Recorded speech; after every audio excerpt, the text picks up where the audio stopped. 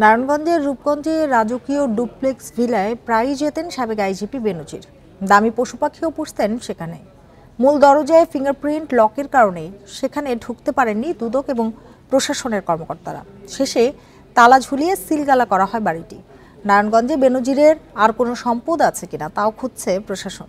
এখন জন্ম সনদ দিয়ে খোলো বিকাশ স্টুডেন্ট অ্যাকাউন্ট। নিজের বিকাশ নিজে কর। নারায়ণগঞ্জের রূপগঞ্জে রাজকীয় এই ডুপ্লেক্স বাড়ির মালিক সাবেক আইজিপি বেনজির। 24 কাঠার ওপর বাড়িটিতে প্রায়ই আসতেন তিনি, রাতেও থাকতেন। দামি ম্যাকাও পাখি আর কুকুর পুষতেন এখানে। 8 বছর আগে 1,83,00,000 টাকায় এই জায়গা কেনেন বেনজির। বছর 4 আগে বাড়িটির নির্মাণ শুরু করেন। এটি ঘিরে স্থানীয়দের মাঝেও ছিল নানা প্রশ্ন। এখানে ডিজি সাহেব আসতো, আইজি সাহেব আসতো, ওনার স্ত্রী সন্তানরাও আসতো, তারপরে আর প্রশাসনের লোকজন আসতো, ওরাও আসতে পারে। আমরা ডরে মরে বাড়ির আশেপাশে আইতাম না, চাপতাম না।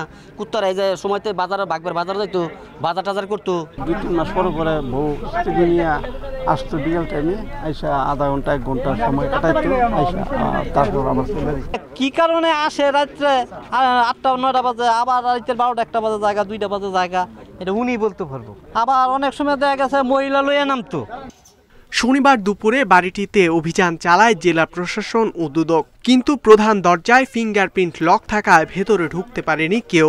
পরে বাইরে তালা ঝুলিয়ে সিলগালা করে দেয়া হয় বাড়িটি। নির্ধারিত কমিটি কর্তৃক পরবর্তীতে সভা করে এই সম্পত্তিটির ব্যবস্থাপনা এবং রক্ষণাবেক্ষণের জন্য কি কর্মপন্থা নির্ধারণ করা যায় আমরা সঠিকভাবে সেটা নির্ধারণ করে পরে আবার আসব।